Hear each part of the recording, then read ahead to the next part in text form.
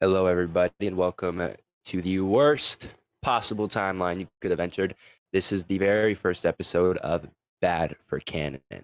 Now, we're going to take some time to introduce ourselves because first episode, you don't know who the two idiots are You gotta know who's on your screen. talking, bruh. You gotta know who you're yapping to.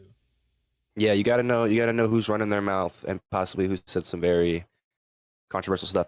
So, my You name is gotta know who to Danye. tag. My name. You gotta know who to tag when you say hashtag cancel. Like cancel Don. We gotta know who Danye is. That's me. Hi, I'm Danye. Most of my handles, YouTube and Twitch, would be Danye Eggplant. Don't ask what the eggplant's for. I'm gonna hand it over to Franco now. Let him introduce So himself. He's ugly.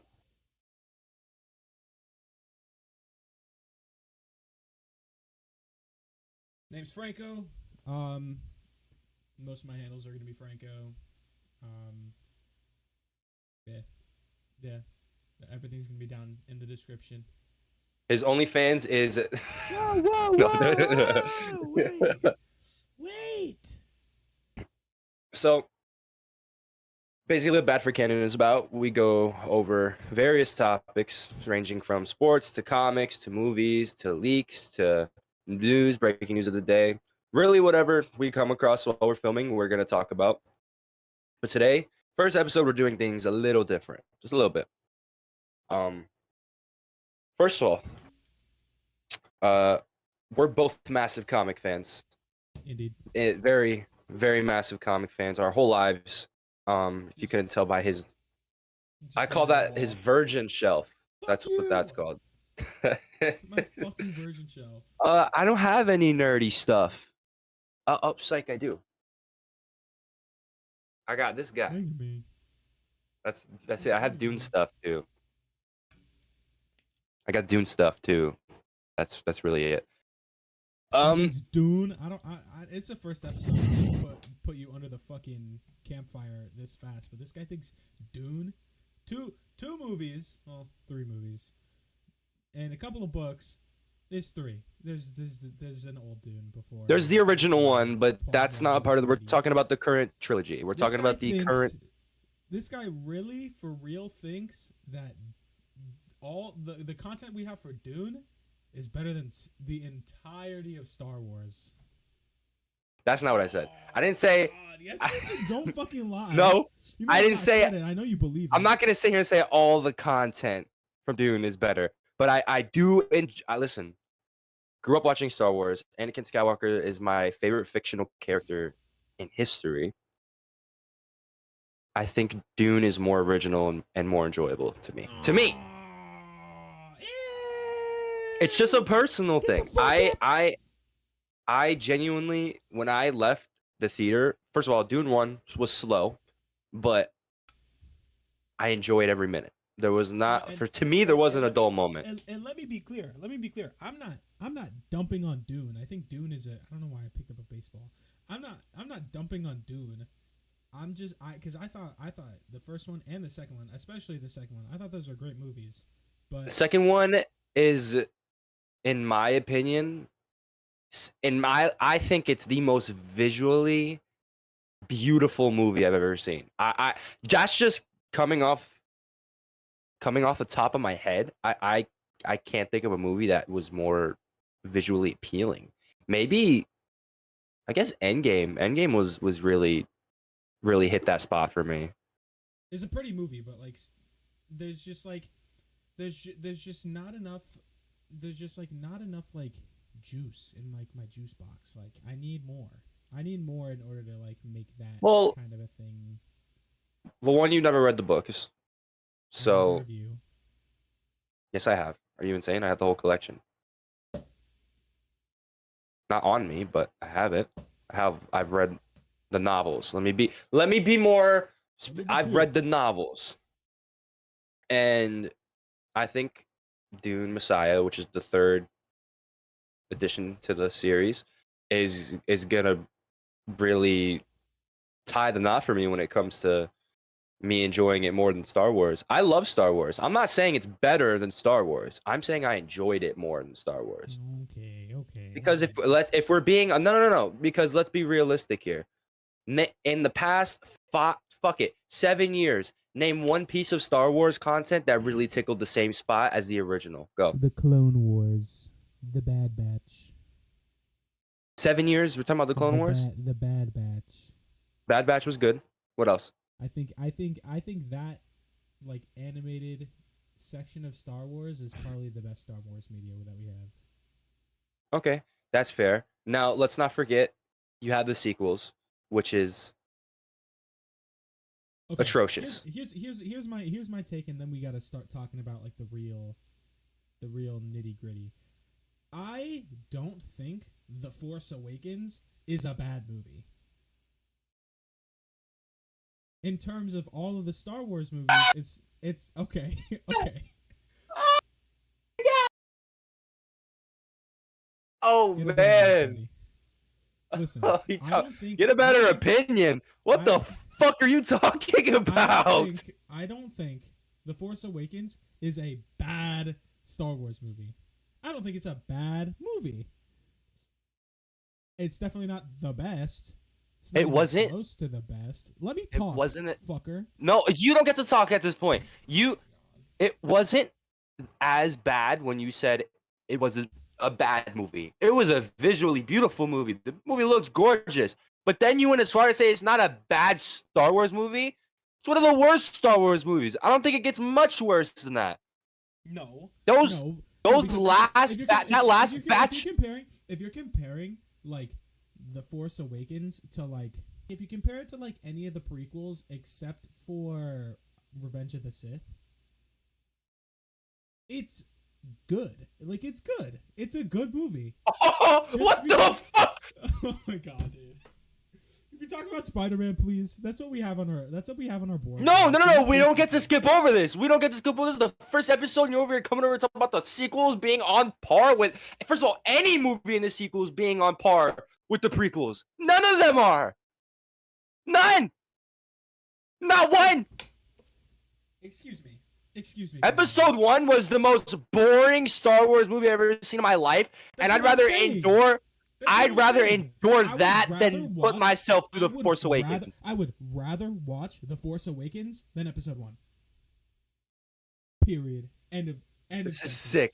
This is sick. You're sick. You're disgusting. You disgust me. You disgust me. You disgust me. You make me sick. You think you're the Duke of Arrakis or something like that. Paul Muad'Dib Atreides is a better character than Rey, Kylo, and Han all together. Yes, Han Solo. I think Paul Muad'Dib. I think Paul Atreides is a better written character than Han Solo. Paul Atreides is a dick. Duh. Did you watch the movies? First of all, Han Solo didn't have great writing at the beginning anyway. He was a side character. Let's get that out of the way. He was a side character who was put there for some kind of comedic relief. Right? Mm-hmm. Okay. Cool. Perfect. Let's not forget how his story ended. Right? Was killed by his son. Yeah, his son killed him. In a fucking useless scene because they did nothing with it. It's not a useless scene. That was Tell me what they did with it!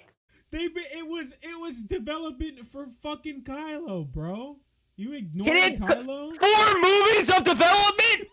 Yeah. He was a fucking asshole for 4 movies after killing his dad?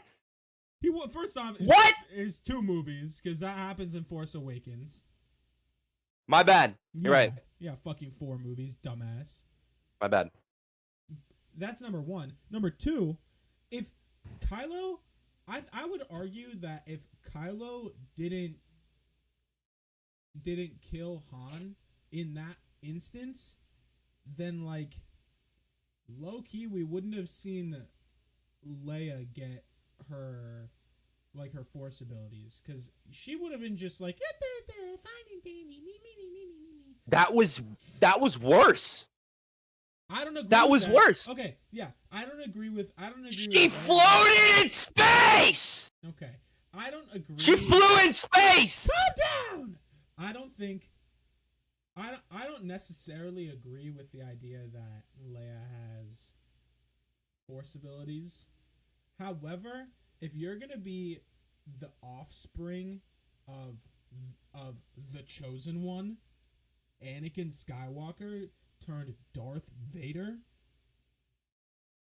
If you're gonna be that motherfucker's offspring, you're gonna inherit. So, like you're Yeah, and gonna she didn't have discover it midichlorians. till she discovered it till she was 73 years old. Okay, it doesn't matter if you're related to Darth Vader. There's no shot you don't have midichlorians in your bloodstream. Like that doesn't make And sense. you're gonna try to tell me that it was good writing for her to not No, discover these force no, abilities until she was fucking no. 70 something years old. No, I don't think so. I don't. I think that was bad writing. I won't sit back and what's the word I can't. I'm not gonna sit back and defend the Last Jedi and Rise of Skywalker. Those movies are not good. They're not good movies. They're not Star Wars movies. The only good thing about either of those movies is cinematography. Like the shots were pretty, but other than that, Let's meet in the middle with this. I do not agree that The Force Awakens is a good Star Wars movie. But I will agree that out of all of them, out of all the sequels, it is the most enjoyable. Can we agree on that? if that's what's gonna take. It's because I'm not gonna sit here and entertain that it was a good Star Wars movie. It was a horrible Star Wars movie. It was awful. Explain to me. There's so many inconsistencies, and I'm not gonna go into all of them. But the one that really got to me, right?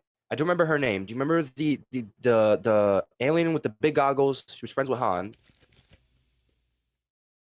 Remember? The alien with the big goggles. Yes. Remember in the scene where they I believe it was I don't remember what planet it was, but they came to a planet. Um it was Finn, Rey, Chewie, and Han. And Finn was looking for a way to escape the Empire. He was lying about being a rebel, all that. Or being part of the Alliance, excuse me, which is also stupid writing. Yes. Yes. Yeah, her. Well, Maz. I don't know if you remember. I'm going to try to refresh your memory.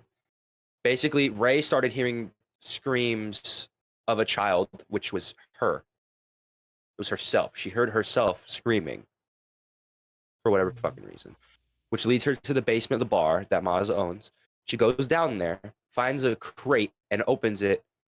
And for some unknown, unfucking fathomable reason, Anakin Skywalker's lightsaber is there. That shouldn't be it. No, that lightsaber was thrown into the vacuum of space after Luke got his hand cut off by his dad. That lightsaber should have been long gone. Tell me some. Happen, though, did we? Absolutely, you don't remember when in the scene. I don't remember which movie. I think it was. No, I'm retarded. Yeah. Mm-hmm. They were fighting. Luke got his hand cut off, and the lightsaber went with it into the vat. Right? Mm-hmm. Tell me how that landed in the hands of some random bartender. Well, it was a dream, dude.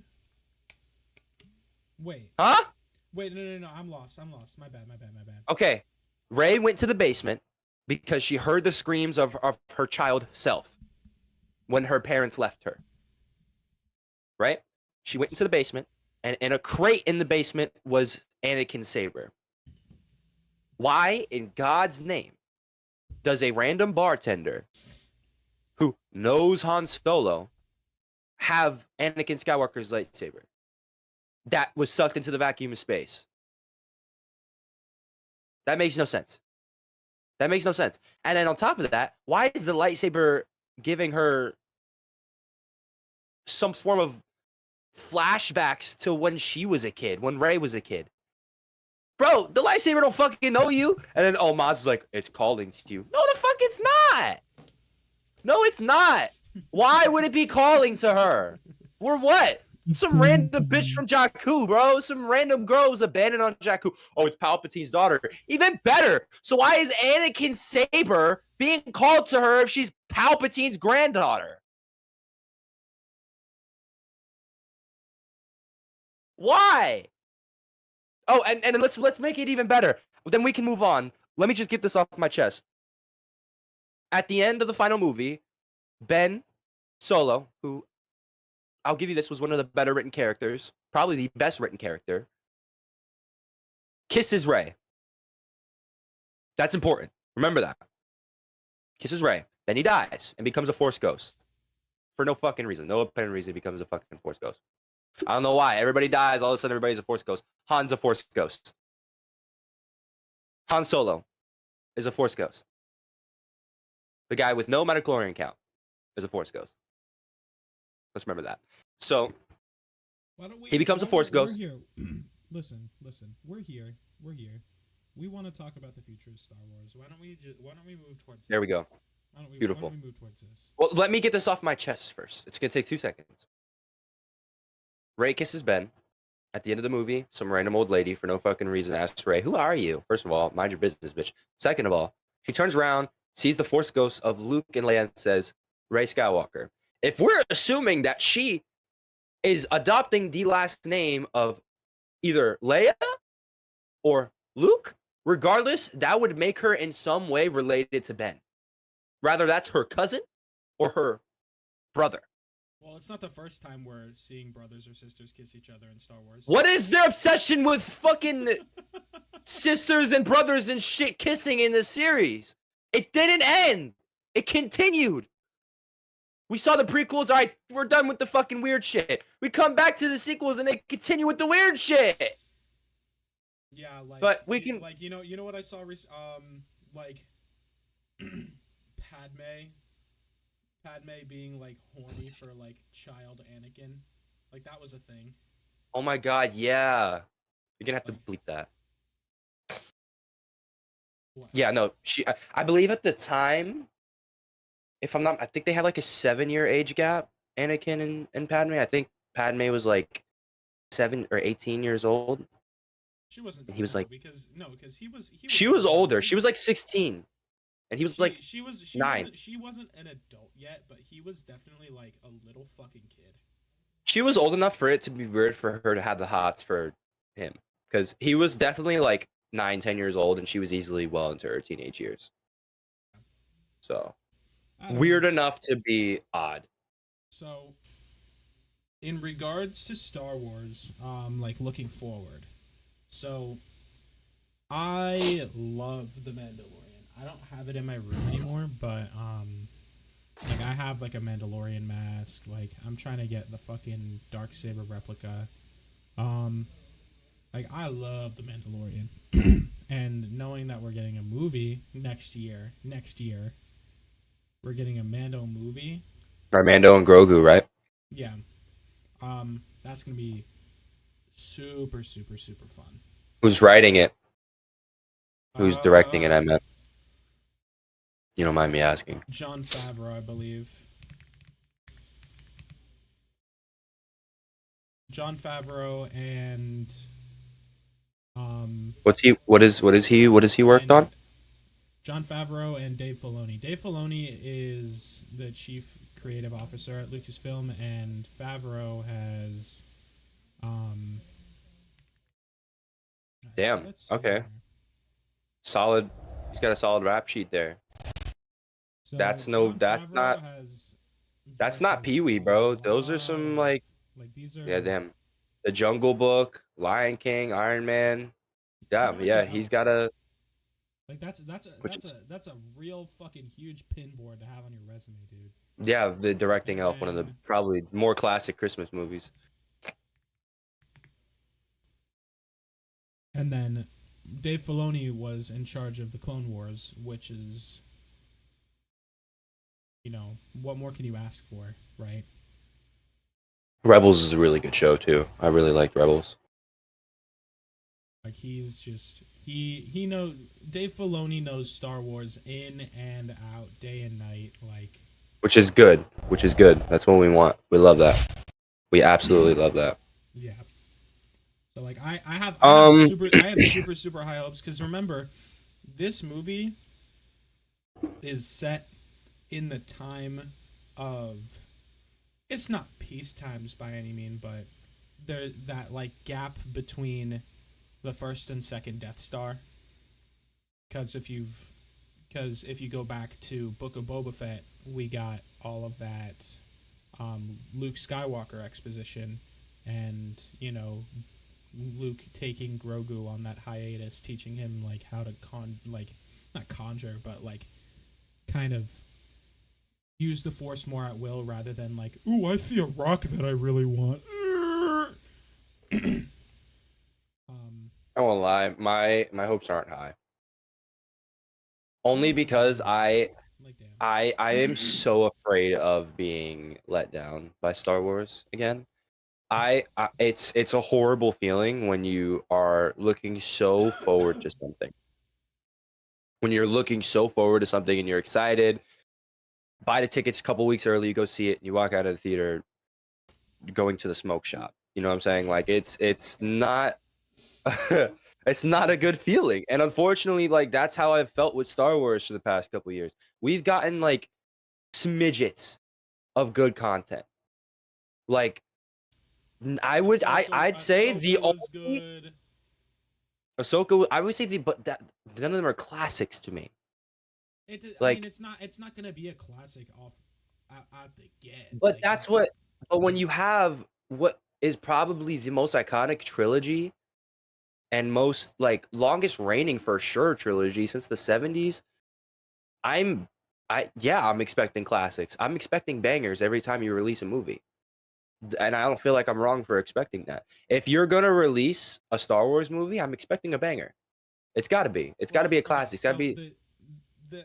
here's where I'm at. So I think a larger, more prominent part of the issue was Disney's strategy over the last, I would say probably between like 2019 to present, has been like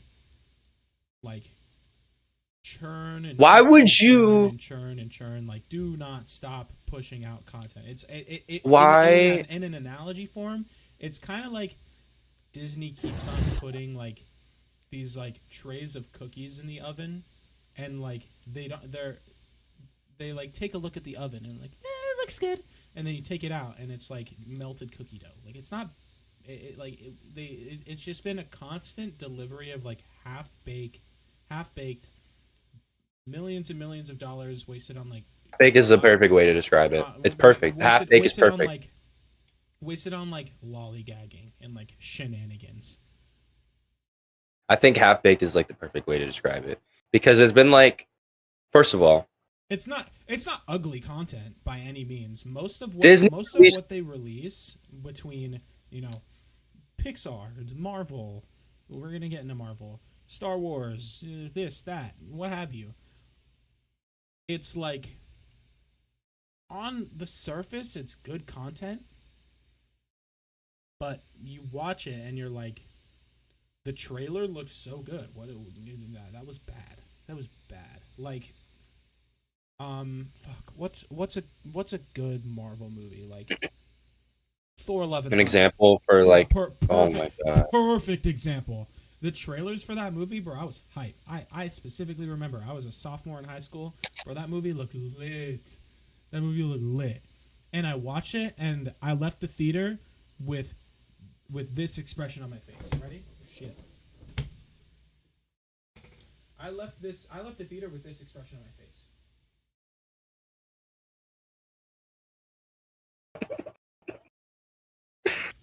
How are you gonna waste one of your most talented actors, one of your coolest characters, one of your most talented directors? Taika Waititi's, credentials are not shy of what we saw with like Favreau and Filoni. He's directed some very good movies. On that, I hear you. It's just, I was disappointed. and I feel like that's like a Disney's so inconsistent. They're so inconsistent. They'll drop a great project, whether that's a show or a movie, and then the next one, it's like effortless. It's effortless. They didn't even try. They didn't even try. No effort. And this would Disney took over the rights to Lucasfilms, right? If I'm not mistaken, that's how it went down. They bought the rights to Lucasfilms, or was it they bought the rights to Star Wars? They bought Lucasfilms. Okay, they bought Lucasfilms. They announced they're doing Star Wars projects. So they're going to do another line of movies. Great, mind you, I was super young when The Force Awakens came out. We were in fifth grade. Yeah, I was probably younger than I think I was in fourth or third. Like I was young. But now that I'm older and I've watched all the Star Wars movies again and like have learned the lore for Force real. Awakens is 10 years old.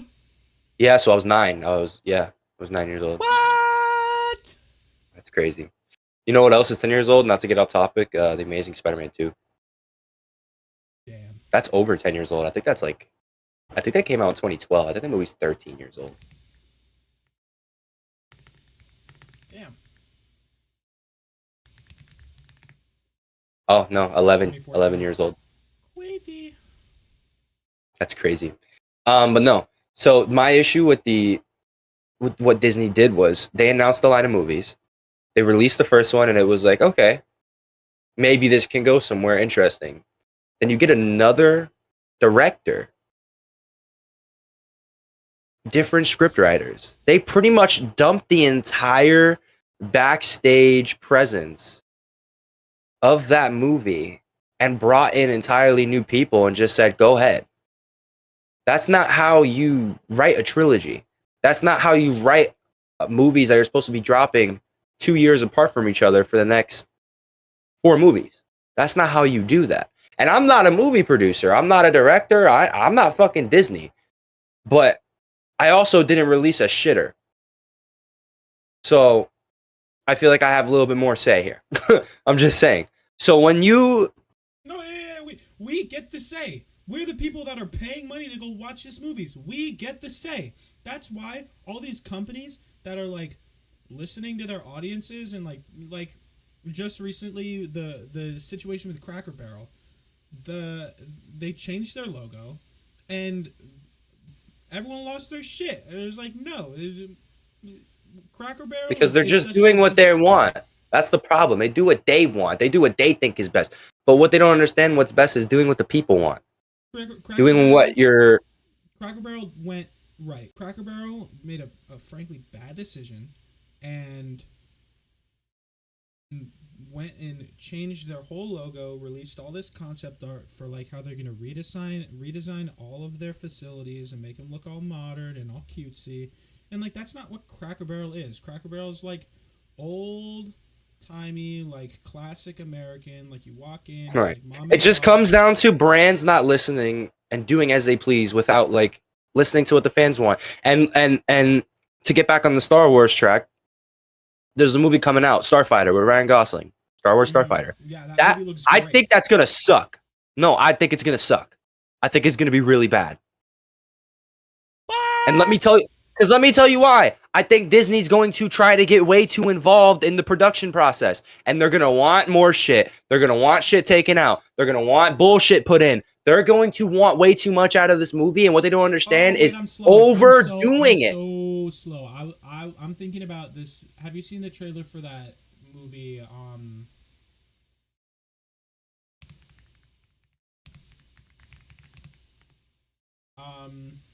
If you're talking about the movie with Ryan Gosling, no. They haven't. I don't even think they've begun filming Star Wars Starfighter yet. I don't. Starfighter, okay. Project Hail Mary is like one of my most anticipated movies for next year. That movie looks so good. We'll go over a list of that later, but I think I'm scared for Starfighter. I want it to be good. Don't get it twisted. I want nothing more than this movie to be good. I love Ryan Gosling and I love Star Wars, so I want nothing more than for this movie to be good. But when you have Disney in the picture when it comes to Star Wars, it's setting you up for failure immediately. And then on top of that, we have the Mall project coming out. I'm excited for that. I think Mall has potential to be great. Right? They have a nice lineup of movies coming out. On show too. Like that rarely happens anymore. Mall deserves a movie. But like, okay, Darth Maul. I mean that in the sense of like original like standalone content, like whatever that may be. Like they be given like the most OD characters like their own shit. Solo, come on, bro. Solo was a good movie, but like, why? Why did we need a Solo movie? Listen, I have so much. I love Han Solo as a character. He's you know, but character arc wise, that is not somebody you give a Solo movie to. We don't care about his backstory. We don't care. And to be fair, you guys didn't even do that right. I don't know. but we're gonna switch gears. We're gonna go into the Spider-Man Brand New Day stuff. Wait, but before we go into that, I just want to like give general feedback on like what is coming up for Star Wars. Like I got a list of it here, so we have obviously Mando and Grogu. Um, I'm excited for that. Like I think that's awesome. Oh, excuse me. Scared for it, but The Star Wars Visions season 3. I low key haven't seen the second season of Visions, but I saw the first season and it was like it's a very creative project. Um, I think that I think releasing a show was just a bad idea in general. I don't think they should be doing shows. but I don't think you've I, seen Visions. I think you need to hunker I down and haven't. No, watch no, no. I Visions. won't lie. I won't lie. I haven't seen Visions. I just don't like same thing with Marvel. I just don't like them releasing shows. You know what I'm saying? I want movies, and I get that like it helps make things a little longer. It helps fit more things in, but I mean, like you got shit like Ironheart. Who the fuck We're wanted gonna get there. We're gonna get there. Ironheart? We're gonna get there. Um, the mall show. We just said that that's gonna be good. Like there's When it comes to there's not expectations, I'm giving that a 10 out of 10. there's no shot. There's no You can't shot mess they this up. can figure out a way to fuck that up. They can't fuck up If Maul. if if they He if they fucking Maul is if they fuck probably. up Mall, I'm out. Bye. So do you know what a draw Bye. is? Do you know what a draw? Do you know what a draw is? Yeah. Okay. So to explain to somebody who doesn't know, in wrestling, a draw is practically somebody who brings in the most money, the most endorsements. It's just like a big star that is a massive draw. They draw in a lot. I think Maul is a top 5 draw when it comes to Star Wars characters. Maybe even top 3. Not top He's three. just Not top it's three. I'll you give you name that. 3 bigger I'll, draws. Darth Vader. Grogu. Duh. No. Yeah. Oh Not over yeah. Maul. Oh yeah. Not over Over Maul. Not over 100%. Maul. You're No. listen. For people like Not over us, Maul. sure. But like baby fucking baby Yoda, Grogu. That is I But would say Maul has I would been say a draw since. I would say single-handedly that character has brought Star Wars more money than it's received in the past I guess. decade. Yeah, you have a In the point. past You got a decade. point. You got a point. Okay, who else? When you're not So, talking about so like screen stuff, I'll like agree with merchandise and Vader. stuff I'll like agree with Grogu. Who's third over Maul? Luke Skywalker. And really any of the droids like R2D2, maybe not any of them. R2D2 I don't know if I'm putting Luke over Maul. for I don't real. know. It's hard to say because again, his movies came out in the 70s. Everybody wanted a lightsaber. Everybody wanted Luke Skywalker posters in the 70s and 80s. I don't know. I was a sperm cell, but You probably weren't even but a cell yet. I just feel like when it comes you would have to gotten shot out by then. that's a crazy thing to say out loud. Well, the Shadow That's Lord's gonna be wild. fire unless they figure out a way to fuck it up. And then Yeah, Starfighter, as long as Taika doesn't pull a fucking Love and Thunder, then we should be okay. he might. Imagine they announced, "Oh, it's gonna be a love story." Fuck off! Fuck off! You're gonna No, make it's Darth not. Maul a love story? What No, is it's wrong not. with you? He's full of rage. No, I'm kidding. No, I'm not kidding. I'm not. Okay. I was saying, So, imagine go he fuck says yourself. that. Imagine he comes out. It's gonna be a love story for Maul. Please tell me what his love interest is gonna be. Death? What the fuck?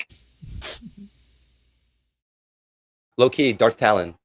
If they did do that, though, Darth Talon. Yeah, Darth But Vader's pretty cool. Okay, so yeah, let's flip gears here. We want to take a look at some of the recent Spider-Man news. All of that filming in Glasgow gave away quite a bit. I'm gonna go out on a limb here and say that if you're one of those people who's trying to go entirely spoilerless, I'll put a mark in the in the timestamps to when we stop talking about this, but Yeah. we're gonna be going over some of the stuff So that's again, been seen, some of the spoiler rumors, but big spoiler. warning for anybody who does not want to go over leaks and is just keeping their expectations to themselves. Their heads in their butt. So Yeah. uh, Here we go. So, you don't know what this means to me, and the reason I say that is because, of course I do, bruh. Grew up on bro, Karate Kid. Yeah, I know what this means to me. this Grew means up so on much to me, fucking, especially Rush because, Hour, dude. yep, this means a lot to me, especially because, don't get me wrong, I get some fight scenes with Spider-Man have to be CGI, but I think they're like, if you go watch the Amazing Spider-Man films where he was fighting robbers or he was fighting even the truck chase scene, I just feel like you can make Spider-Man look good in practical effects. It's not impossible. It's not. And I think having somebody like Jackie Chan who has put on bangers, bangers after banger after banger when it comes to choreography and fight scenes is massive for this film, which is becoming almost in a way confusing. Like there's been so many rumors and so many false statements about this movie that I don't know what to expect. I don't know what is true, what is not. Yeah. But when you have somebody like Jackie Chan, if this is true, if you have somebody like Jackie Chan working on the choreography for fight scenes in this movie, massive, massive green flag, like banner-sized green flag. That's huge, and I'm really, really excited for that. Yeah. I mean, like you've got so much going on with this movie right now. I want to stay as chronological as possible and go off the top of my head here. So the first things that were leaked and are potentially true, not potentially for one of them, but potentially the in the context of, so we have Hulk being a part of the movie. That's like what's potential. I'm not even 100% sure about that. Like, I'd be okay if Hulk wasn't in the I movie. would not be. I don't want it. I don't want Um, that. If it's the Hulk we got in Endgame, I don't want it. yeah. If you're not gonna give me full on, Obviously we have Punisher, huge. you can't fuck him up. You can't fuck up that character. Yeah, he's gonna be really, really great for sure. We've got Sadie Sink. We don't know who she's playing yet, but people have said I think it's really only between two people, based on said rumors. MJ. People have said Gwen. People have said I saw something today. People are saying she's gonna play Black Cat. Yeah, I saw that too. She's gonna play Felicia Hardy. I think your best bet. Don't do Felicia Hardy because then that's just cramming in more stuff Yeah, that we don't need. I think that, you know, I it's hard to say because there's like, this movie's doing a lot right now. He's doing a lot of shit. I think realistically, the safest bet if we're trying to predict things is probably Gwen. I think that's the best you can do because we don't need another MJ. We already had Michelle Jones. How weird would it be for Peter to date Mary Jane now, another MJ who goes by MJ? That's stupid. We don't want that.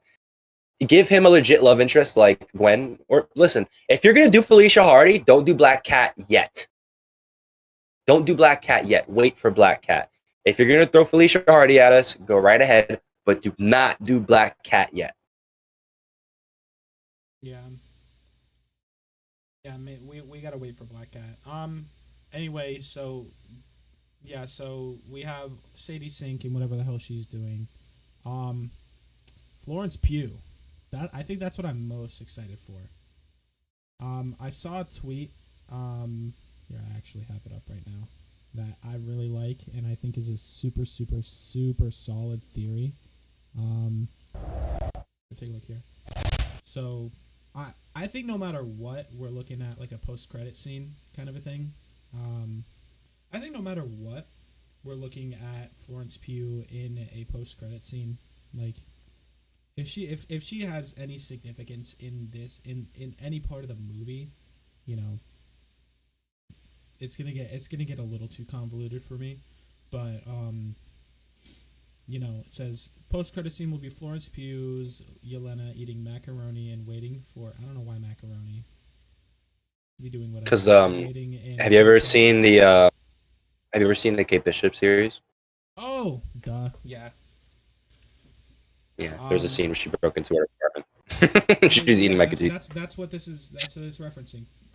Yeah, and I think that Waiting I don't. for I mean, I Peter don't. to return, just like Kate Bishop, and then she recruits him to the Avengers.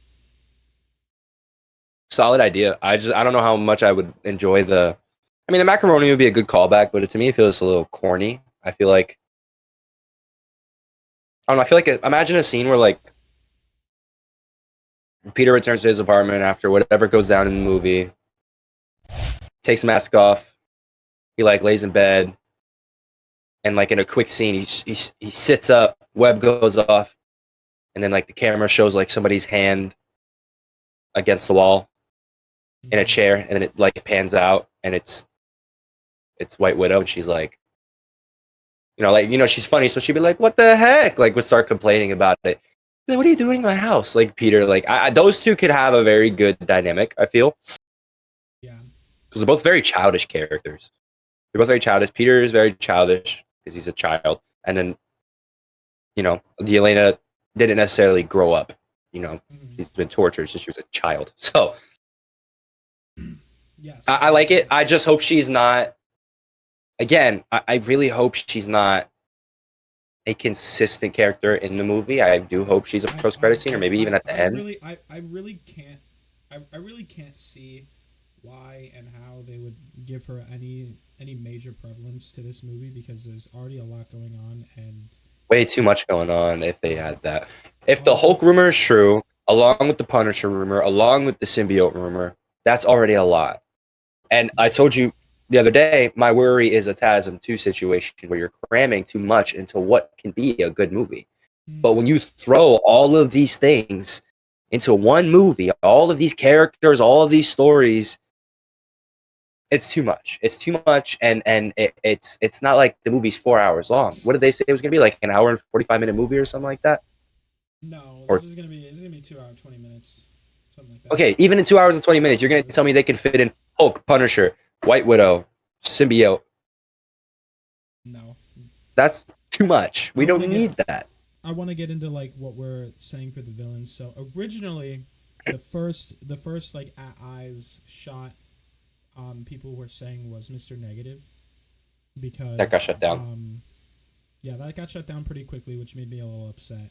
But the markings on the tank looked like the negative demon masks, or the Oni masks, or whatever. Yeah, this movie may be jam packed with villains. I've seen Hobgoblin with Ned. I've seen, because we haven't seen, God, fuck. There was rumors that I think his name is Joe Carey, the guy from Stranger Things, is playing. Oh yeah, Harry. Yeah, he was playing Harry. You have a good one. You as well. My bad. I've seen things. What would you say? Harry. No. Ted Keeley. I think it's Joe Keery. Joe Keery. My dumbass. That's what I said. Yeah. Joe Keery. Showing up as Harry Osborn. I've also seen something about Jacob Bolton, who plays Ned. Seen something about him getting in shape. And we all remember what Ned looked like. Listen, I don't. Yeah, the master of sex, creator of sex, CEO of sex. CEO of sex. I think I like the Scorpion direction there a lot if you do him right. And what I mean by that is don't make him a villain of the week. Don't make it an easy fight for Spider-Man. Have that man torture him. Think about it. Spider-Man, this version of Spider-Man has probably been through more than every other Spider-Man. I want to see some. I want to see some shit like from Spider-Man PS4. Exactly. Where he gets impaled with the venom and he starts to like fucking hallucinate. Yes. So that's what I'm saying. Think about like if this version of Scorpion can literally mentally destroy this Peter with the fact that Aunt May's dead. Nobody knows he exists. He's not real practically. He lost his girlfriend. He lost his best friend. Uncle Ben's been dead for a minute now. He has nobody. Nobody remembers him. Not even Doctor Strange, who's the one who casted the spell. Nobody knows Peter Parker. Everybody knows Spider-Man. And I feel like if Scorpion can use his venom to psychologically use that against him and torture him practically, that's the way you go with the character. He needs to mentally torture this version of Peter. Do not bring in Scorpion, who we saw in the post-credit scene of Homecoming, and make him the villain of the week. Don't do that. If he's going to be a protagonist, use Scorpion correctly and have him be a high-level villain. Have him be a villain that Peter struggles with a little bit. And I don't mind having multiple villains. It just depends on how you use them. Yeah, An example would be the way Insomniac used all their villains. Perfect. The way they used all those villains was perfect. The way TASM 2 used all their villains was awful. Was terrible. Too much. I just think that like in bottom line of anything on like a realistic standpoint is the fact that like there's a lot that they're doing with this movie, and the expectations with them filming in such an open area as of right now is essentially saying like, you guys fuck this up, you got to be special. You gotta be special because I think the easiest thing for me is like the care that went into the craft of this guy's new suit. Because I tell you, I creamed on myself when they posted that. It's so on myself. Perfect, bro. It's perfect. It's like the perfect Spider-Man suit. I don't know what else they could have done to make that thing feel as amazing as. Listen, amazing. Say that again. To make that thing as amazing as they did, like, dare I say, we got the lifted. We don't say it. Spectacular. Okay, all right. We got the raised webbing. Check. We got the we got. I don't know if you've noticed this, but the way the spider looks, it's like evolved from like, because remember like I saw the post. I know what you're talking about. I saw that. In like Civil War, like he had like the little like spider bot thing. Yeah, supposedly it's like from hatchling to baby to, and now it's like teenager to adult. Yeah. You know, we got our beloved Red and Blue back, and he's had a lot of suits, and to be honest, they've been. I like the Homecoming one somewhat, but I feel like most of them have been mediocre. I didn't like the Far From Home one. I didn't like the. I have a super hot take here. I understand the like chokehold that it has and like why people don't like it, but if you erase what the Iron Spider suit normally looks like in like comics or like other forms of media, I don't think the Iron Spider that we got for all of those other movies was a bad suit. Me neither. I personally, that was one of my favorite Spider-Man suits. One of them. I like that suit a lot. My favorite Spider-Man suit is the Amazing Spider-Man 1. That's my favorite Spider-Man suit. My favorite, aside from this one, aside from our new one, my favorite suit is definitely Garfield's TASM 2 suit. That one feels most Spider-Man to me. The reason I say TASM 1 is my favorite Spider-Man suit is because it looks like a teenager made it. Like, and the Yeah. process of him making it looked like a teenager who was just working on a low budget making a suit, buying glasses, picking out the lenses, right? Buying a track suit or whatever it was. Not a track suit, I'm tripping. Like a spandex suit, and using, I think it was hot glue or something like that to put the webbing on, and it just felt like a teenager made it. The shoes, the bottom of the soles were literally ripped off of, I think, track shoes is what he did with that. Like, it felt like a teenager who had no money, no job, was, you know, making it, you know?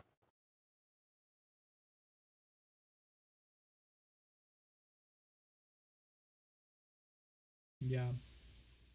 I think I think at the end of the day, my expectations for this movie are really, really high, and my hopes for it are not as high. But if I I don't think know, it has I more think that's potential than go ahead. I think it has more potential than any other Spider-Man movie we've ever gotten because it's a fresh start with what was already a very complete character in Spider-Man. It's a fresh start. He has nothing. Nothing. Now he has a perfect suit. He has a perfect suit. He has the story arc. He has the reason to crash out, but has to control that. I just think it's perfect. I think this has more potential than any other Spider-Man movie we've ever had. Yeah, they just gotta, we have God, what's the director's name again? Is it not the Russo brothers? No, I thought they were working on a brand new day. no, they're doing Doomsday right now. Destin Daniel Cretton. Oh yeah, director of Shang-Chi, right? He did Shang-Chi. As far as action goes, we're in good hands. If you've Oh seen yeah, Shang-Chi, and you got Jackie Chan on set helping you with that. Forget about it. We're set. We're good. yeah, as far as Naruto. action goes, yeah, Naruto, um, The Shack, What? um, oh shit, what You else clicked has on the this guy message. done? Oh, that's his whole profile. Short rap sheet, but very good. Yeah, not a Very not good. a huge resume, but like what we've seen is like that's you know I just need story elements that are very Spider-Man-y, you And I know. feel like they're all set up to do that. I feel like what they did with Far From Home was set up perfectly. Yeah. No Way Or Home. no No way Way home, Home. yeah, I was Excuse gonna me. say. What they did with No Way Home set up a perfect reset to make a good Spider-Man and Peter Parker story. um all right, we're jumping around here because we're at like 50 minutes, and we're Yeah. gonna jump around here now. So we're actually I don't want to go too far off yet. Real quick, I want to touch on some of the Spider-Verse delays. um Don't this piss me has off. been like here's the perspective I put it in. Here's the perspective I put it in for one of my friends the other day. When Across the Spider-Verse came out, I was 2023 June. I 13. was no, not Into Across. Mm. I was 17. I want to say, yeah, I was 17. Um, when allegedly, when Beyond the Spider-Verse comes out, I will legally, I will go to a theater and Oh, order a legal margarita to watch that movie. that's crazy. That's crazy. Yeah, A I saw it the other day. When I will this movie order a comes out, we'll both be 21 years old. I will I will do shots before this movie legally. Shit, legally. Legally. I will do shots for the. I will do shots before this movie legally. Because And let me. I will have aged up to the point of legal consumption of alcohol. And let's not forget, that is too damn long for that nasty, disgusting ass cliffhanger. Yeah. That's what the problem is, because I've seen I've seen some people say some crazy ass shit online. It has nothing to do with anything other than that. Other than that abysmal and throat clawing fucking cliffhanger that they left us on. That was bad. And you know what? I'm sorry, I keep cutting you off, but the Go, last you're couple good. of shots of that movie when the music is going is like so hyped. Like, I wanted to see the movie after. I was hoping it would continue. I wanted it now. There's a reason that they shot that they shot Infinity War and Endgame back to back, because they knew that if they snapped Thanos' fingers and made us wait 4 years to see the other part of it, people would have actually commit suicide because of it. That would have been bad. That would have been a really bad situation to put themselves in. That would have been a rough one. And it comes down to me. It comes down to, can you hear me? Mm-hmm. It comes down to, I don't know if you remember, that movie, the second movie, was supposed to come out the next month. No, it was supposed to come out. I'm gonna look. Oh no, the next year. I think it was the next year, right? Like a year after the first one came out, the second one was supposed to come out. Let's see here.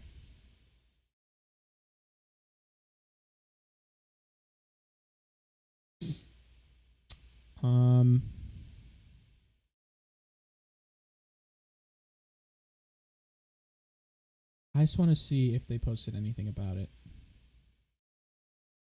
No, they haven't. That's the problem. What I was about to say is, it comes down to, don't give your fans false hope. It's that simple. You delayed the movie 4 times. 4 times. And you knew you didn't even start making the movie yet. You didn't even start the project. You're going to tell me the first movie took the first movie took 5 years to animate, and they spent a cool 2.5, I think they spent 2.5 years on Hobie alone. Just Hobie. Yeah. Because of how many frames he was. And now they want to make Hobie his own movie. We're not going to see that till we're 30. My kids are going to watch that with me. So let's see what good old Goog has to say. Let's see what good old Google has to say. So the Goog. Going off of this, it says Spider-Man Beyond the Spider-Verse was initially supposed to come out March 29th, 2024. It's going to be September. But, what happened? Okay, but it says this date was removed from the calendar in 2023 due to production changes and the SAG-AFTRA strikes. I'm an actor, so kind of like morally I have to stand behind the reasonings of this, because I don't want to act and not get paid properly. But the film was then delayed from I can't say that this strike lasted any longer than a couple of months. I'll look at that in a moment. But was delayed 3.5 years. Huh? Excuse me. It's annoying. It's annoying. It's annoying. It's annoying. It's annoying. It's annoying. It's annoying. It's annoying. Like, I want to blame Shamik more, but it's not his fault. But he was a big part. He played a massive role in the reason we don't have this movie. Shut your fucking mouth. Shamik Moore behind that glass, looking at fucking Haley Steinfeld's fucking. He was so weird. Crisped up 24 48 karat diamond finger. Like, I'm on my knees, baby. I can't fucking. He's Like, just there's a difference between flirting and just being a straight up weirdo. He's a Yeah. fucking weirdo. Shamik Moore's a weirdo. I'm sorry. I would love for one day for Shamik to join the podcast, but after this, I don't expect him to because I don't want to talk to him. I'm pissed off. I'm very upset with that man. You single-handedly pushed the movie back more purely because of how uncomfortable you made your co-star. So, first of all, you're flirting with the girl every single time you two are doing an interview together. I saw one that was like, so how did you two create the chemistry between each other? And he was like, it's really easy when you're looking at Haley. Shut the fuck up! Shut up! Shut up! Shut your mouth! Why? And then she gets married to Josh Allen. Dog. Great football player. Gets married to Josh Allen. Dog. Huh? Dog. It's dog. What? Yeah. It's my What is dog. happening? Look at the dog. Oh, I can't see. I can't see you. Oh. My bad. I see your screen. On Discord. Okay. Anyway, keep going. But he single-handedly is the reason that movie got pushed back. Let me not say that. One of the reasons the movie got pushed back because he made Haley so uncomfortable. She didn't want to show up in the studio. I don't blame her. She just got married. After she gets married, he throws the whole fit on social media. Oh, there's more fish in the sea. There's more to come. Like what? And then after that, Your mic cut out. I need to clip that. I need to clip that. Do that shit. Run that shit back. Your mic cut out. Oh, there's more fish in the sea. There's more to come. Shut the fuck up. And then after that, after he makes her, pretty much puts her on blast because she got married, fucking weirdo. He then goes on to post a picture of him and an old co-star from the Spider-Man Homecoming movies. I don't remember her name, but she played Vulture's daughter. Posted a picture with her with one of his love songs just for her to make a TikTok calling him out, calling him a fucking creep. Bro, why are you so bad at this? You cannot be this bad at talking to women. It's not possible. How are you Miles? How are you the Miles Morales? You can't. Like, how are you Miles Morales and have negative game? Bro, you're Puerto Rican and black mixed together, and you have no game? You have no game. That's Miles Morales. But even if we're just talking about Shamik, like, bro, like, what, like, why? Why'd you have to make her so uncomfortable? All you had to do is shut your fucking mouth and read your lines, dickhead. That's all you had to do. You had to do nothing more than that. And because you don't know how to shut your mouth, first of all, you knew she was dating Josh Allen. They're celebrities. It's not a secret. It takes one Google search. And Josh Allen is 6'6". You're 5'9.5", bro. I don't know what kind of game you think you got, but you don't got it. Like, and because of him, she didn't want to get in the studio. And I don't blame her. I wouldn't want to get in the studio either if I was across from a weirdo who pretty much almost ruined my online reputation because he's weird. I don't blame her. He's a weirdo. I would not want to be in the booth with him either. And because of that, I'm now worried about the chemistry between them in the booth. If I'm the producer, you guys are doing this separately. I'm not putting you guys in the same room to record lines. It can't happen. You know why? You're going to try to grope her. You freak. I could just imagine them in the fucking sound booth like, come on, Miles, we gotta do this. We gotta stop the Weaver from destroying the Spider-Verse. We have to go beyond the Spider-Verse. Hey, fine shit. I'll do what you say. I said, imagine. This is how I imagine it would be if they were in the studio together. But he'd be like, all right, Shamik, here's your lines. He's like, all right. He'd be like, I mean, first time for everything, right? Wow! Like, Whoa! yo, he's a weirdo. He's a weirdo. I don't know him personally, but based on what I've seen in interviews, I genuinely think he would do some shit like that. He's weird. He's a weird person. He's a freak. To flirt publicly with a woman you know is married.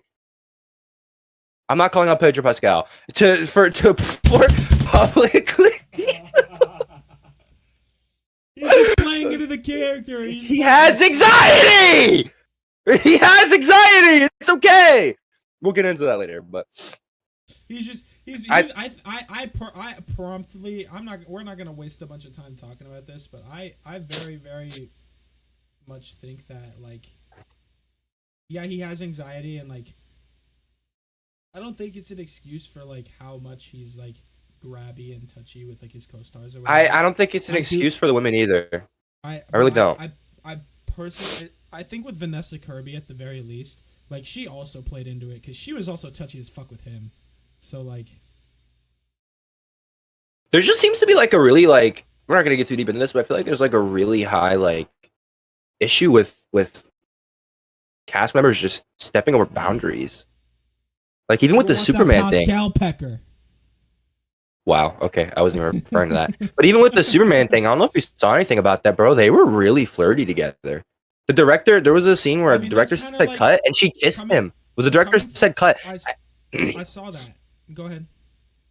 And then there was another scene that came out. All the cast members were sitting together and talking, and the woman who plays Lois Lane was like, "Oh, you guys, the bathroom, it's huge. You could film a movie in there." And she was like, "And we're gonna do that later." Bro, if you're my wife, you're catching a fucking thunder punch to the fucking throat if you say some shit like that. I'm an actor, and I understand the Jesus. I understand the concept and like the real point of making like chemistry work really, really well, because it doesn't just like happen like that. Like, even of course, even like, you could take like a week and like kind of hang out with a person and like get to know them a little better, and that'll help. But it's not going to help to the extent like I'm saying, like, if two actors have like a love scene together, they'll like get together at like one of these people's cribs and like not fuck, but they'll like get close. Like they'll like very platonically like make out with the other person. Yeah, see, that's why I can't date an actor. I'd be in prison. I would be the Shamik Moore of delaying movies if my wife was. And I would fuck everything up from beginning to end. Let me find out you at another man's crib, getting close. You know what else is really close? My fucking lighter and his curtains. How about that? All right. My knife and his fucking jugular. We're gonna do that. Switch gears. Yeah, we'll cap this off by saying, you know, Spider-Verse is genuinely like the Miles Morales movies were genuinely some of the best pieces of Spider-Man. Marvel content we've gotten. Oh, you got your password. Show him, bro. Fuck. Still pass. Fuck.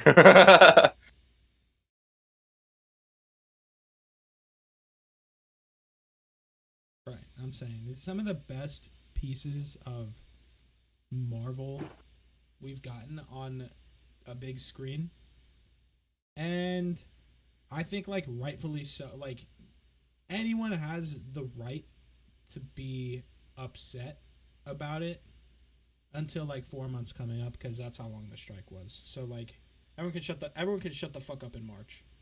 But like, yeah, before that, and let me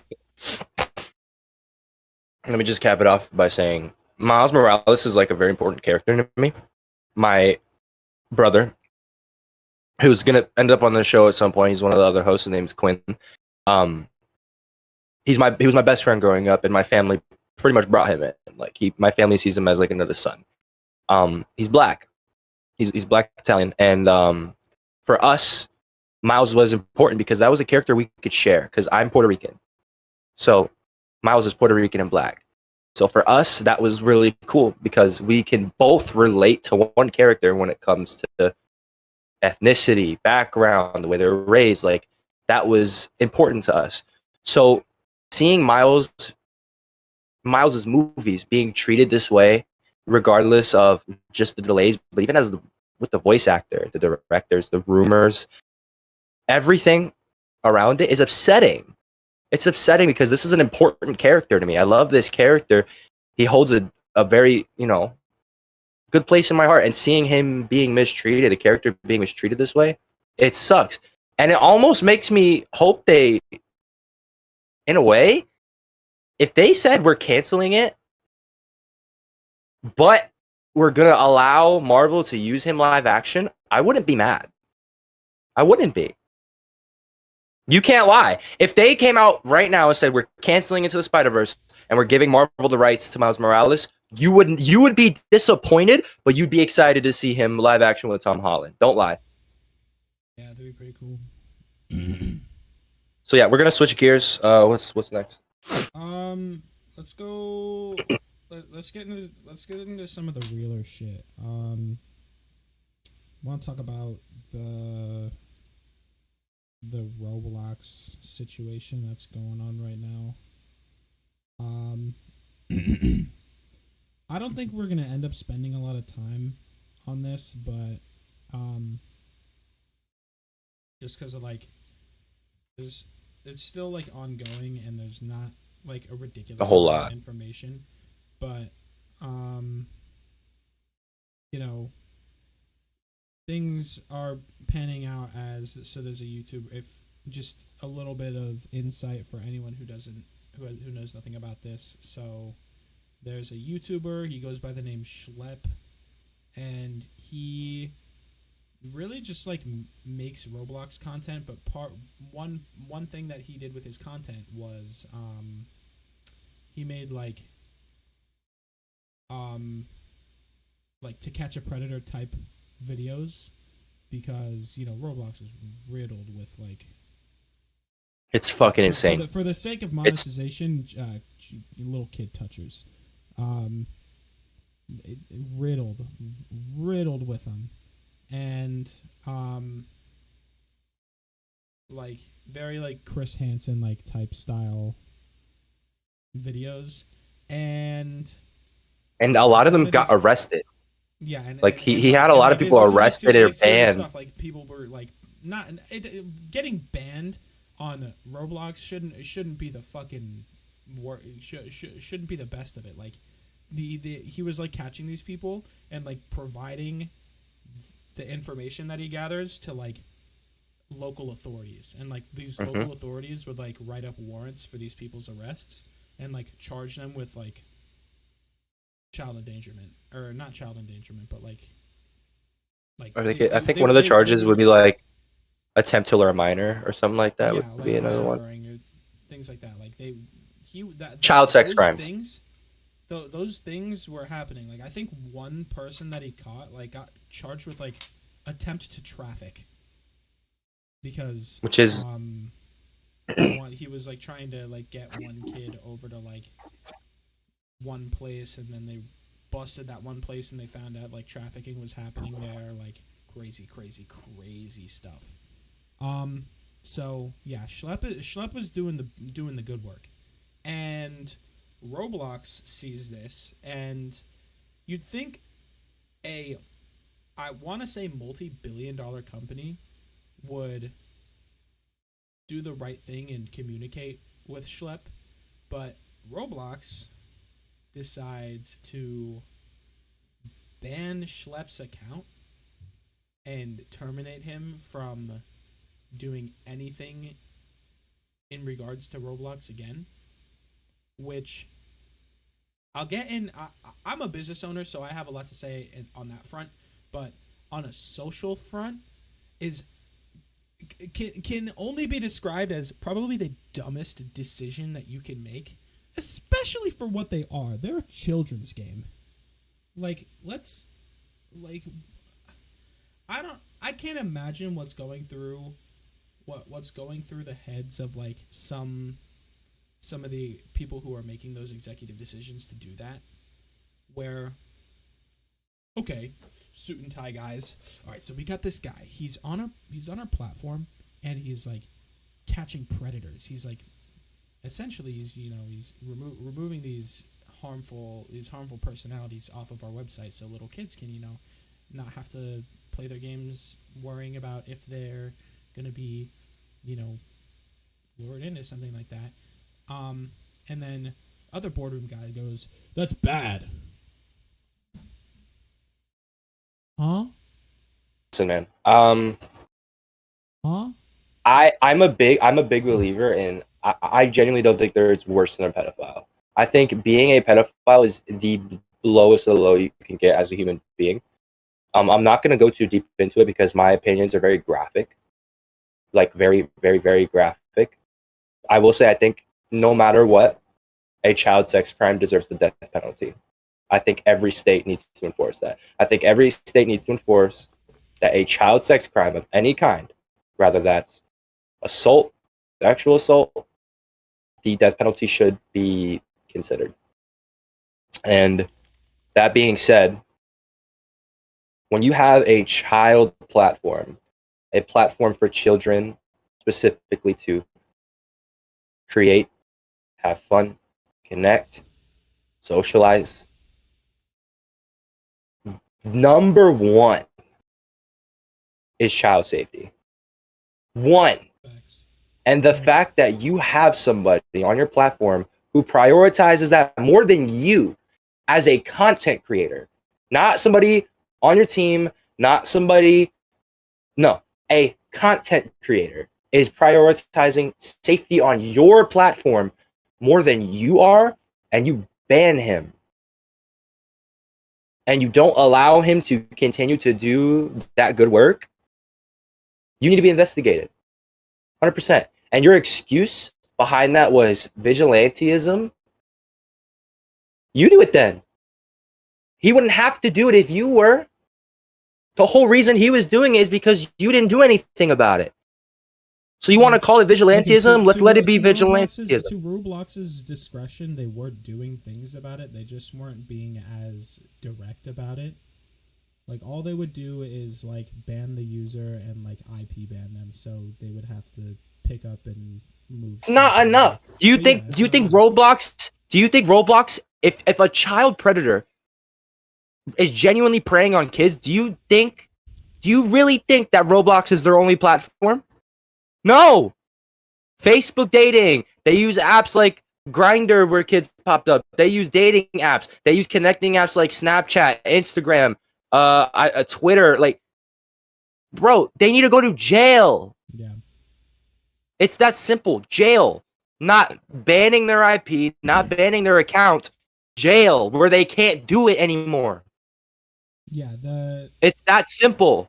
I wanted to touch on it from like a business standpoint as well. So, I think it's pretty obvious, even like outside of this situation, it's pretty obvious that, oh shit, your camera disconnected. Hmm? Yeah, your camera's not here. Hold on. What? Yeah, it said failed to connect. Hold on.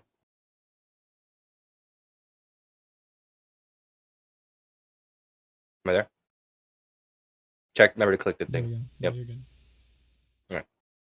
Okay. Run it back. I want to talk about this situation from like a business standpoint. Because Roblox makes it pretty obvious. In even aspects outside of this situation that one of their, if not one of, pretty much their biggest concern when it comes to how they roll in those like corporate departments, is that like their shareholders comes first, and that's a really fucking stupid way to run your company. Like, your shareholders are obviously the people who provide you the most equity, but in equity and revenue, but in that breath, if you do something, if you make a move as a company, and your shareholders don't like that, your shareholders remove their shares. Okay, so you lose money. Fuck. Right? That sucks. However, on the same thought process,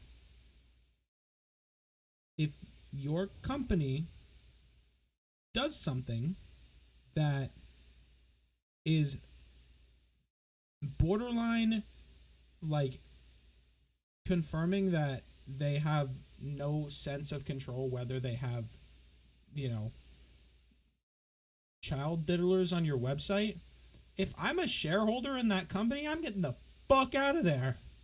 I'm getting They out lost. I think they lost because like 12 million in stocks or something like that. because Rightfully so. be aware that, you know, I can't give you the definition of a shareholder off the top of my head, but I can tell you with absolute uncertainty that that money is like a percentage, and it's like a stock. It'll go up and down, and anytime a company does something like that, and and shit goes down, it can happen with anything. They make one bad collaboration with one bad company, you know, go up, go down, this that, and it sounds like Roblox or the executives at Roblox are concerned about their financials more than they are concerned about child safety on their child app that grosses, I want to comfortably say probably over 2 million children under the age of probably Easily. 13 playing per day. That's bad. That's fucking And rough. what makes it so much worse to me is the thought process behind that is stupid. If think about it like this, there are parents out there that won't let their kids play Roblox. I was one of those kids. I was not allowed to play Roblox growing up purely because it was a dangerous place to be. Even when Yeah, it I was was. a kid, I'm 19 years old. I was 9, 10 years old, and I wasn't allowed to play Roblox because it was dangerous still. There was pedophiles. So my parents didn't let me do it. To this day, 10 or 9 years later, 10 years later, whatever, that problem still hasn't been fixed. And on top of that, as somebody, if you're somebody who owns a business, don't you feel like prioritizing child safety on a child game would be a better way to bring in revenue? Would be a better way to bring in money? Would be a better way to bring in players if they know that what they're doing on there is safe? If I'm a parent and I know what my child is doing is safe because there are things put in place to protect them, I feel so much better about that. I feel so much better about them being on that app. So I don't know. I just feel like it's disgusting. I feel like it's disgusting that their priority is not the safety of the millions and millions of children that they have, and it makes me upset. Like I'm like borderline on the edge of tears a little bit. I have nephews. My nephews are young. My nephews are 4, 10, and 13 years old, right? And I would, without being gruesome, I would lose my mind if somebody over, you know, if somebody older were to even try something like that, online or in person, with any of my nephews. I don't know. I don't know what I'd do. I have no idea because I don't even want to put myself in that situation. But just from the perspective of a, you know, an adult in a child's life who's a caretaker, I take care of my nephews, you know, and my little brother, by the way, who I didn't mention. I care for them a lot and I love them very much. It's disgusting Roblox is doing because I know they all play it, except for the 4-year-old, obviously. But my little brother and my nephews play Roblox, and it makes me sick to know that they're not safe on that platform, purely because you care more about your money, you care more about your name, you care more about your stockholders than you do about children and their safety. And that doesn't just go for Roblox. That goes for Telegram. That goes for Instagram. That goes for Snapchat. That Any goes for social Twitter. media, any social media. And you know what, Media in general. It's people are disgusting. people are bitching and moaning about like how like in the we are not affected by this, but in like the UK that they're like cracking down on like media stuff and like you need to verify your age, and like I think that's perfectly acceptable. If you have an age rating of like 13 plus to be on Instagram and you're 12 years old, you shouldn't be allowed on Instagram. Point fucking blank. I know when I'm gonna be a dad, I'm gonna be age rating the fuck out of my kids, except for movies. The only thing I won't do that for is movies, because I'm not gonna wait until my kid's 14 to show them Spider-Man. No. But like, if it's said, if like there's something, if there's a game that they want to play and it's rated T for teen, guess what? You're not gonna play that game until you're fucking 10. Cry about it. I don't see anything wrong with that. I see nothing wrong with that. Might not be a good game anymore. It's fucking bad. Too much freedom is what creates. To be honest, too much freedom is what creates people like pedophiles. If you're not watched and managed, and I'm not saying stand over your kid 24/7, but look at their social medias. Pay attention to what they're doing on the internet. Let me correct you. Too much free time is a different way of saying that, like, keeping people busy, and it low-key doesn't matter what they're doing. If you leave one person in their own thoughts, at some point they're gonna eventually have some like dirty, nasty ass thought, which is normal. But like, if you keep people busy doing normal things at normal ages, like, if I don't know, like adult men shouldn't be playing like Adopt Me. Absolutely, I completely agree with that. I don't even like if you're an adult as a 19-year-old dude, unless like maybe I played it as a little kid and I like have a lot of progress in it. It's a game where you like get to have like fake pets. Like that's not. What do you get? That's not engaging for an adult man. Alone, like I won't lie. When I was 18, I played it with my girlfriend when I was 18. It was just something. Me and my girlfriend a long distance. It was something fun for us to do together, right? But if you're a fucking 40, 30, late 20-year-old man and you are alone playing Adopt Me, you're weird. That's strange. That is very odd.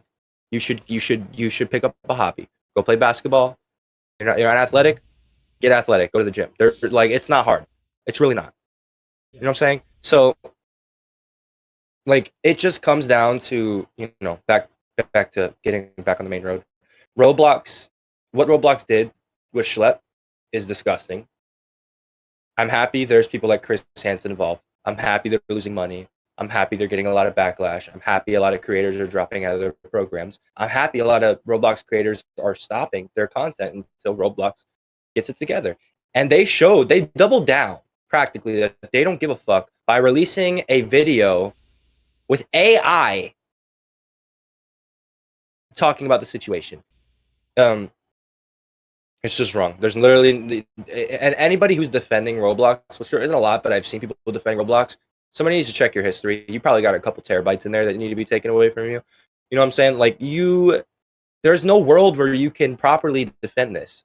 There's nothing defendable about what they're doing. Nothing. Everything they're doing from A to Z is wrong. The fact that, again, you want to say, oh, we were doing something about it, we were banning them. Bro, again, this is definitely not their only platform. They need to go to jail. That's it. Any form of child sex crime, you need to go to jail. Not be banned. Jail. Simple. No ban, jail. No ban, we go jail. You go jail. You go jail for being rude. You go jail for being disgusting. Again, death penalty. I believe Florida has it down. Why is everybody else taking so long? What if you commit a child sex crime? You need to. The death penalty should be in your case for sure, 100%. Yeah. I think that like longevity of it, like the more grueling parts are like, if they don't. I'm sure they're doing something, like I'm sure that their PR department is too big for them to just like, oh, people are complaining about us. Like no, I'm We're sure losing they're money. working. I'm sure they're working on something to get this situation under control. But the longer that they take to find the right words, the the more people are gonna like the more people like you and I are like losing faith in them as like a company. And like I like I I play Roblox sometimes. Like my girlfriend and I like to play Roblox sometimes, and you know, I as an adult man, I get a little uncomfortable playing Roblox because it's the same situation of like, you know, I don't want to be like memeing in chat and someone be like, this guy's being a predator. If people are gonna call me out for being a predator for like trying to be funny, then I won't play your game. But yeah, that's our opinions on the Roblox situation. Switching gears a little bit, I want to start by saying we're gonna start this part off by saying in no way do me or Franco or Bad For Canon, anybody involved with Bad For Canon, indulge any form of violence, physical harm, anything of that sort. That being said, for those of you who don't know, a couple days ago, a indie wrestler named Psycho Stu got into a physical altercation that followed from a misunderstanding, um, where the son of a MMA fighter, Rajah Jackson, beat him to the point where he was unresponsive, I believe, at one point in the ring. And I believe there was a report saying that he broke bones in his face, things like that. Again, we don't indulge any kind of physical violence of any sort. I'm gonna start by saying there is no defense for what Rajad did. I believe if you fuck. I'm sorry. I didn't mean to cut your bit. would you sit on your nutsack or something? I fucking no. I bent the fuck out of my wrist. For those of you who don't know, Franco's wrist is broken. Let me explain this. I was playing baseball. I was coaching baseball over the summer actually, and we were doing like base stealing, and my dumbass didn't bring cleats, and I was like teaching the base stealing drills, and fucking fall forward and fractured my distal radius, and I had surgery 2 months ago, and it's been a whole debacle. Like I'm not gonna get into any of it right now. Yeah, just don't bring up the legal. It's been a thing, and like my wrist is like weak as fuck. Like I just got my cast off a couple of days ago, and I haven't started PT yet. And I just went to go sit down, and my wrist went. And mind you, I can't. That's as far as I can put it backwards without it starting to feel like I want to like chop my hand off. Disgusting. They made me a clanker. I have metal on my arms now. Bad For Canon again in no way indulges violence of any sort. What Rajad did is unacceptable. Plain and simple, right? I did MMA. I briefly did jiu-jitsu. I grew up watching MMA, boxing, and wrestling. You got to have better self-control. And the reason I say that is because what he did, he planned. What he did, he said, I'm going to do this, and waited to do it. So he not only had time to think about his decision, he took the time to decide, get in the ring, pick him up, slam him, and proceed to punch him in the head. So, you know, I just feel like it's inexcusable. There's no excuse. What the incident originally extended from was the wrestler, Psycho Stu, believed that Rajah was a worker. If for those of you who don't watch wrestling, it pretty much just means he was an actor. Wrestling is fake, which is no secret. They were acting. So he saw a camera, he saw Rajah, and he almost did like a little behind the scenes thing with him where he hit him in the head with a can, assuming he was an actor or a worker. In doing that, he then realized Rajah is not only not a worker, but violent. So he hit Rajah, and Rajah was like cursing him out. And the guy was like, "Are you not gonna sell it? Or are you not?" Selling wrestling is pretty much just making the move look as real as possible without it being real. So he was expecting him to react to the can shot, maybe set up a thing for them to do in the ring eventually, whatever. It didn't go that way. Rajah got mad. They got separated. They explained to the man, Rajah was not a worker. He's not a wrestler. He has no involvement in this. He was just here for the show. Came backstage because he's a kick streamer. That's a big deal. Whatever. Psycho Stu apologized and said, I am sorry. I thought you were a worker. That's my fault. Rajah accepted the apology, then later continued to read his chat, who was telling him, hit him, go get him, hurt him. Rajah listens and goes in the ring and proceeds to almost kill the man. And, I believe if that situation was going to be handled, it should have been handled when the can hit his head, not by fighting. The man already apologized, first of all. But you need to have enough self-control to say, why'd you do that? Why'd you hit me in the head with a can? I understand being mad at first. I would have cursed him out too. But after the man explains a valid reason for the mistake, no worries, man. I'm sorry too for acting the way I did. It's called accountability. It's called having common sense. Because now LAPD is looking into the situation, and Rajah could very, very, very likely get charged with attempted murder. Because the way he put hands on that grown man, you weren't looking to hurt him. That looked like you were trying to kill him. At least 20 strikes to the head. As hard as he could. As hard as he could. He left that ring in a white t-shirt drenched in blood. So I'm going to let you say your piece. But my piece is, I think it's inexcusable. I think Rajah should be held accountable. I think it was just an unacceptable display of violence. I mean, let me see here.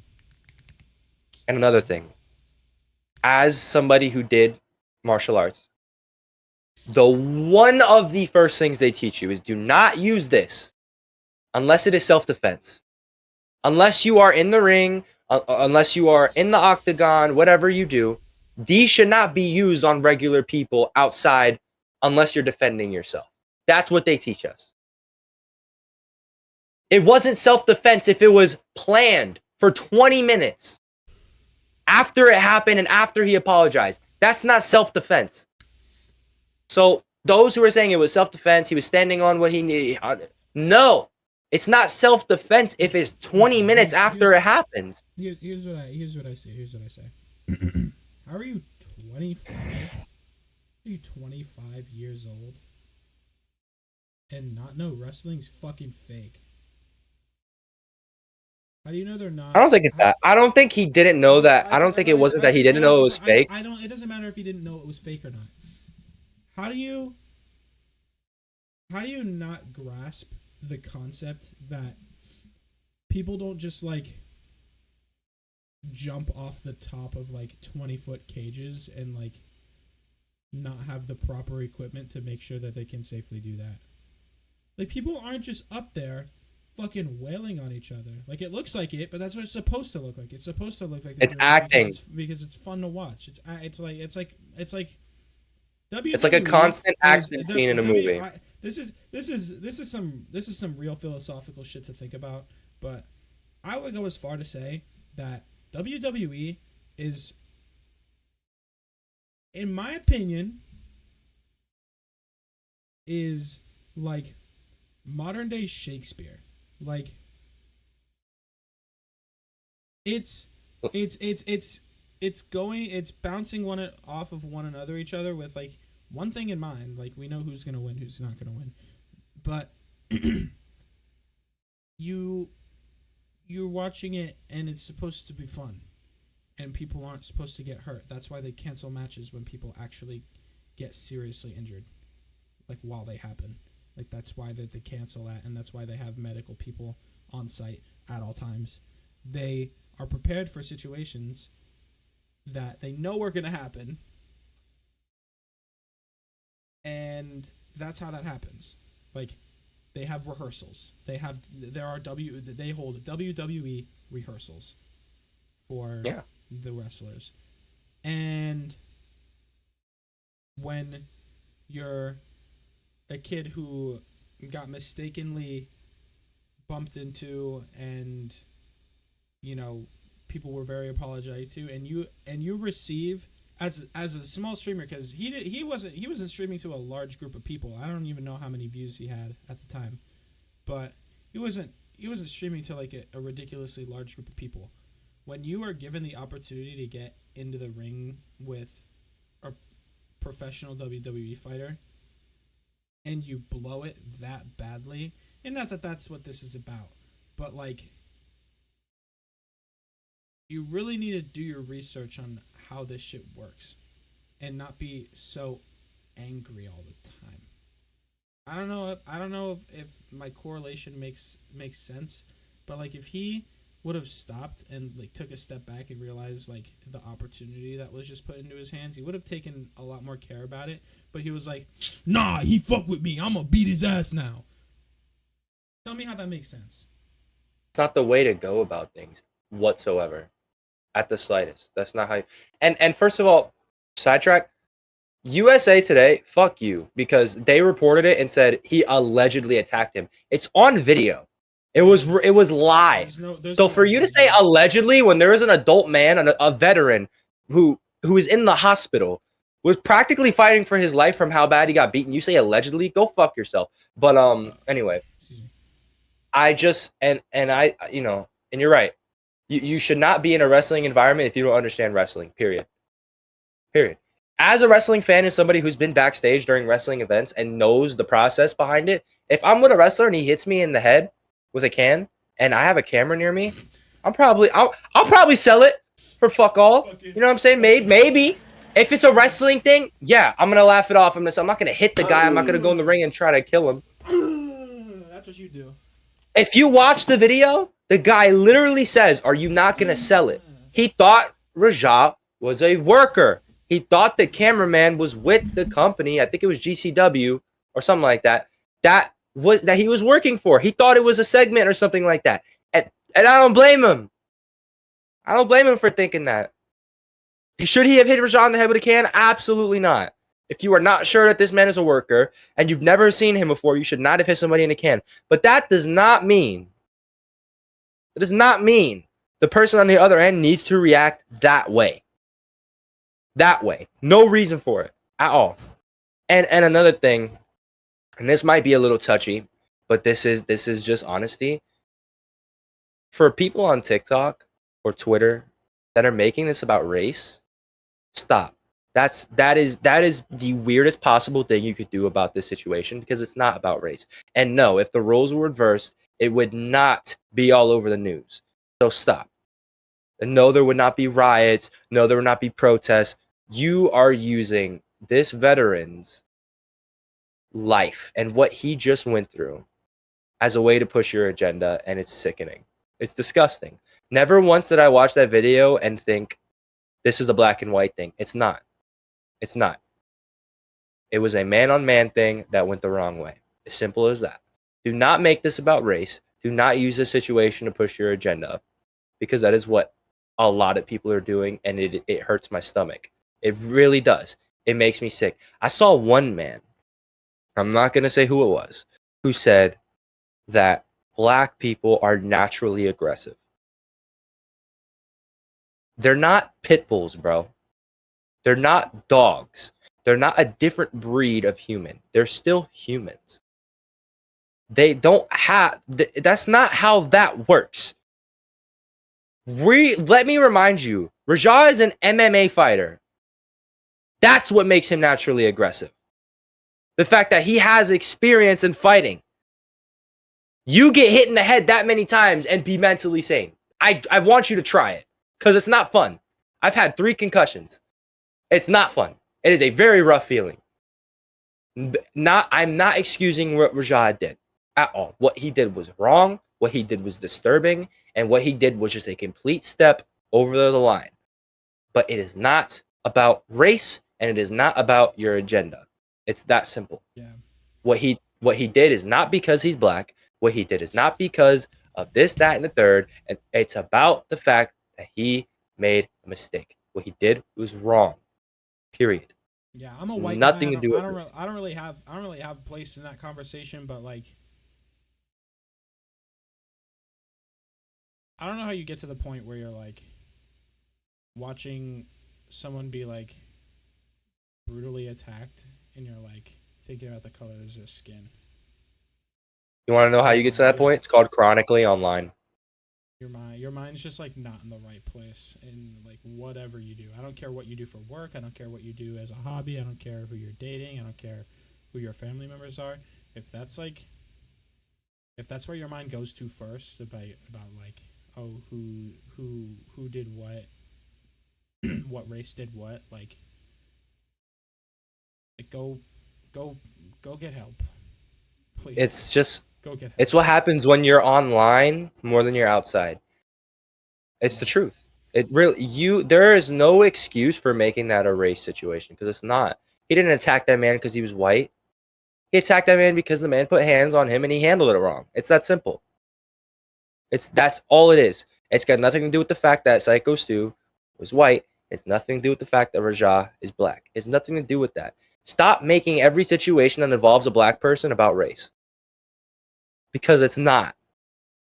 It's not. Every single swipe on TikTok, it's black fatigue, black fatigue. No, you're just racist. It's not. That's it. There's no such thing as black fatigue, white fatigue, Latin fatigue, none of that. You're just a racist. It's that simple. Stop allowing the actions of other dictate how you feel about one specific type of person. That's perfectly fine. I don't know. Do not allow. Here's my final thoughts on it.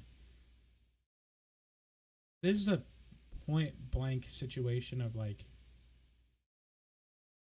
one person off of.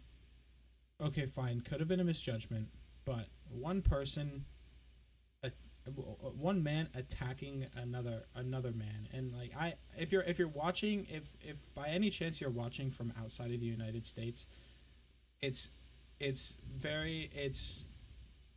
part of our culture that we take our veterans at a very high respect, and like we don't it doesn't even cross our minds to like disrespect someone who's like fought for the freedom that our country. It's like a common thing in America. If you find out somebody is a veteran anyway, thank you for your service. Like, rather that's a cop, rather that's somebody who was in war, rather that's an ex-Navy, it doesn't matter. Not the point, but we hold our veterans at like to the highest. And when you go and incapacitate one and flatline a veteran on purpose. Not saying that that's what Rajah was trying to do, but he beat a veteran to the point of where his heart stopped. You do that, you need. I don't know what systems call for where. I don't know if it might depend on where you are, but you need serious repercussion, and you need a mountain of help. For whether that you need lots of therapy, because and I don't see what else it could have been. If you're that angry of a person, like some shit's got to change. That's all I have to say. And I don't really see what else it could have been. I know you said it. Maybe that's not what he was trying to do. I don't see what else you could be trying to do when you're hitting somebody in the head that many times. You're trying to do some sort of damage, and not temporary, at all. At all. So, yeah, to leave it on that note, how I feel about it is Rajah's in the wrong. He deserves to be held accountable in any way that the law chooses to. Our prayers are out to Psycho Stu and his family. We hope he makes a full recovery. Thank you for your service. And again, in no way do we condone any kind of violence of any sort. We don't condone what Rajah did. we don't condone handling any situation that way. So yeah, that's how we feel about it. All right, well, that is going to conclude the first episode of Bad for Canon. Again, this is the worst possible timeline you could be in. If you enjoyed it, please like, share, subscribe, whatever you can do to support us. We appreciate. We're gonna be coming back to the timeline. In a little bit, we're gonna go over some real fun stuff. We're gonna do some tier lists. I think we got a fiction, fantasy basketball team lineup. We got a bunch of stuff, and if you want to see it, bro, it's gonna be fun. Lock in. We're gonna have a lot of fun. That's what we do here. We have a lot of fun. We're goofballs. We enjoy ourselves. Spoiler. Sooner or later, we are going to be doing something called Bad for Canon Couples Therapy. We are going to be releasing a Google form on our socials, probably our TikTok, our Twitter, whatever social you have us on, it'll be there. We're going to put it everywhere. All you would have to do is go on it, let us know why you want to come to us, and you and your partner will get a free therapy session from some true professionals, if you couldn't tell by the way we look. So yeah, that's the first episode of Bad for Canon. We are the worst podcast on the timeline. We appreciate you for spending time with us, and we hope you enjoyed. Peace out, guys.